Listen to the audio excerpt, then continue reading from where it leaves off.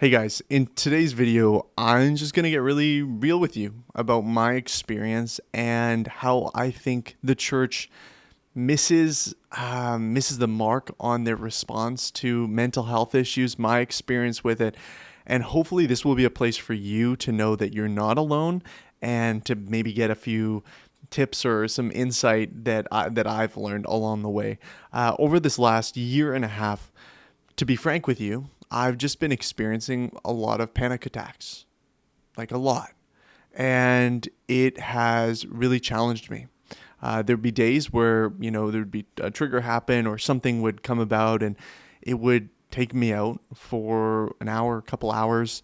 And you have to that's a crazy thing. That's a crazy thing to be that vulnerable. Like it puts you in this place of extreme vulnerability and helplessness where you don't have control because your body is reacting to whatever it's reacting to, right?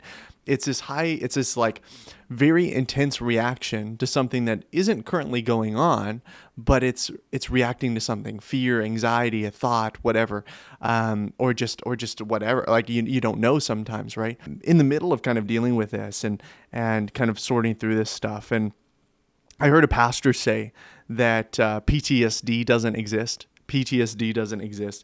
And I'm sure he had all sorts of caveats to what he was saying, but it was one of a really popular theological reform teacher. And he said PTSD doesn't exist. And to me, that highlighted a further ignorance about mental health issues that I just see in the church all the time. Okay. To me, it seems like there is people hate the prosperity gospel, especially within reform communities and whatever. It's like, we hate the prosperity gospel. We're going to preach against the prosperity gospel. And I'm like, awesome, good. Prosperity gospel, bad, good. Like, I'm with you. I'm with you 100%.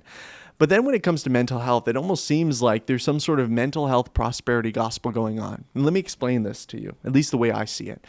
It's that, yeah, okay, your limp might not be healed when you come to Jesus, but the anxiety that looms, or the heaviness on your shoulders, or the PTSD you're experiencing, the panic attacks, or any of these factors that come in, right? Any of these mental illnesses that come in, they're just going to be healed like that. It's just going to be done. Nope. Yep. It's done. It's done. Yep. And I just think that's wildly ignorant, and wildly unhelpful to people. If church is going to be a hospital for sick people, then we need to not shame sick people for being sick. But even when they come to Jesus, there's there's physical ailments that are happening and there's mental ailments that are happening.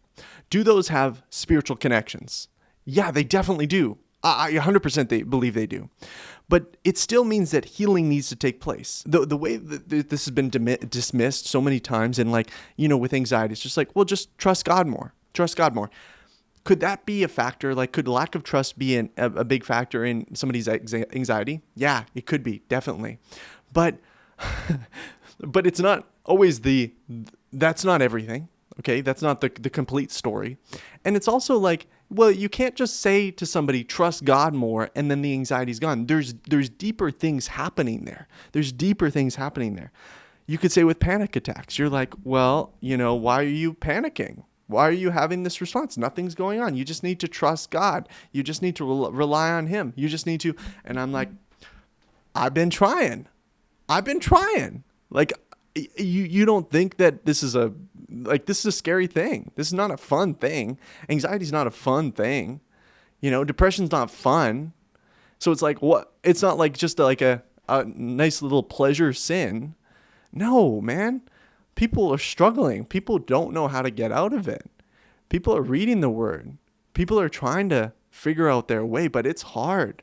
It's hard. And is there spiritual components to it? Definitely. And we should be immersed in prayer and seeking God and asking God, please, mend this part of me that's broken. Make me whole. I don't want to live this way. I don't want to experience this. And we ask God for that. But that doesn't always come in the way that we want to, or we want it to, or the timeline that we want it to. But in the midst of this tension, in this in-between space where healing is really yet to happen, and we don't know if healing fully is going to happen in this particular area in your life, or like in this in-between, that's where you need to meet people and say, hey man, I know you're struggling, and I'm not going to just be like, you're a bad Christian, I guess. No. It's like, how can I help you? How can I pray for you? How can I help meet your basic needs if you're not able to meet them for yourself? It is a lonely place. It's a lonely place to experience something like panic attacks or depression or, constant anxiety. You can, as best as you can, you are calling on Jesus to comfort you and to be with you and to heal you and to help you trust him and to know him and to all these things, right? But there's in this in-between space, it can often be so dark. And I just want you to know, if you find yourself in this dark place, and maybe there's people in your life that have shamed you for it instead of had compassion on you and try to pray for you and be with you and understand what you're going through. And instead try to fix you, instead trying to, hey, okay, well, let's read these verses and let's share, it's like, maybe it's coming from a good place, but if you've had that experience, I want you to know that Jesus, he cares for you. He cares for you. He wants to be close to you. He wants you to draw close to him. I think of the temperament and the mentality of Jesus, just how, he said, let the little children come to me. Those who are most vulnerable, those who are taken advantage of, those who were in need and were sick and were suffering great pain, they were the ones that Jesus drew closest with. He drew closest to because he saw them. And as much as people would like to pose as, judge and jury over what you're experiencing, I don't believe that's Jesus's approach. Does he stand for truth? Absolutely. He is truth by definition. That's who he is. But he wants to walk with you and heal you. And he wants you to know him so deeply. And that in him and your relationship with him, you might find healing. You are not a bad Christian if you're going through mental illness. You're not, okay? That would mean that there's some superiority complex in Christianity. Like, okay, well, I've never been depressed, so I am the best Christian. Obviously, I trust in Jesus the most. Obviously, I have the hope and the joy of the Spirit and is truly permeated my heart. Obviously, I'm the best. Like, bro, that's not how it works. Jesus doesn't have that kind of hierarchy, okay? He wants to meet each of us where we are. He wants to meet each of us where we are. I think about Job, who experienced so much pain and so much loss, okay? One of his friends came to Job, and in the midst of Job really renouncing his life and cursing his life, he says, God shatters, but his hands heal. His hands heal. Could God fix all of your problems, all your mental illness, all the things you're struggling with right now? He could. He could, absolutely. But why does he give us these things that are so challenging, are so weighty, they weigh so heavily on us? Well, it's that we would know him, that we might know him deeper, and that through him we might know the ultimate healer. His hands heal. Thank you for watching this video. I pray you were encouraged by it and you got something from it. If this has been a struggle on your heart, if this is something you're going through, let us know in the comments and let it be a place of encouragement down there. Thank you to everyone who supports on Patreon, that I can continue on this mission of equipping people to follow Jesus daily.